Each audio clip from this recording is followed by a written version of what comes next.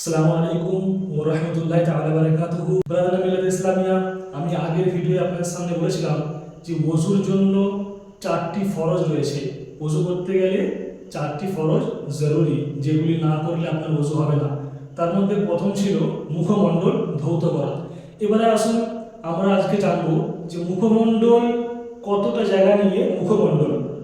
তো আপনাদের সামনে বলে দিই যে মুখমণ্ডল হচ্ছে আপনার লম্বাতে যেখানে চুল গজায়, অর্থাৎ কপালের যে উপরের অংশটা যেখানে চুল গজায়, সেখান থেকে নিয়ে এই থুতনি পর্যন্ত দেখতে পাচ্ছেন, থুতনি পর্যন্ত এটা হচ্ছে লম্বায় এর দৈর্ঘ্য, এবং প্রস্থে হচ্ছে এই যে কান দেখতে পাচ্ছেন, এই কানের এই গোড়া থেকে নিয়ে এই কানের গোড়া পর্যন্ত এটা চওড়ায়, এই লম্বায় এবং প্রশস্তে এই পরিমাণ জায়গাটি হচ্ছে মুখমণ্ডল।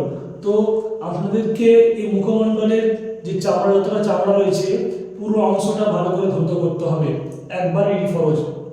দ্বিতীয় নম্বর হচ্ছে দুটি হাতের কোণে পর্যন্ত ধোয়া। এবার অনেকে কি করে, কোণের এখান পর্যন্ত ধুয়ে নেয়। এবার আপনাদেরকে বলে দিই সঠিক নিয়ম যেটা, সেটা হচ্ছে আপনি এখান থেকে নিয়ে একদম যে কোণে রয়েছে কোণের উপর পর্যন্ত ধুবেন। শুধু কোণে নয়, কোণের উপর পর্যন্ত, এখান পর্যন্ত দুটো হাতকে ধোয়া ফরজ। যতটা চামড়া রয়েছে পুরো অংশটা ভালো করে ধুতে হবে। তারপরে 3 নম্বর হচ্ছে মাথা মাসাজ করা। তো আপনি এই যে মাথা রয়েছে, মাথাটাকে 4 ভাগে ভাগ করবেন। 4 ভাগে ভাগ করার পরে 4 ভাগের 1 ভাগ সেই অংশটা আপনার একবার মাসাজ করা ফরজ, এটা আপনার করতে হবে।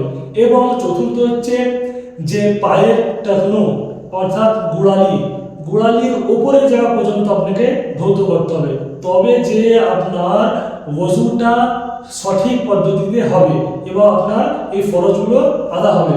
মনে রাখবেন এইগুলিকে ভালো করে না করলে আপনার ওযু হবে না। আল্লাহু তাআলা আলাম। আসসালামু আলাইকুম ওয়া রাহমাতুল্লাহি।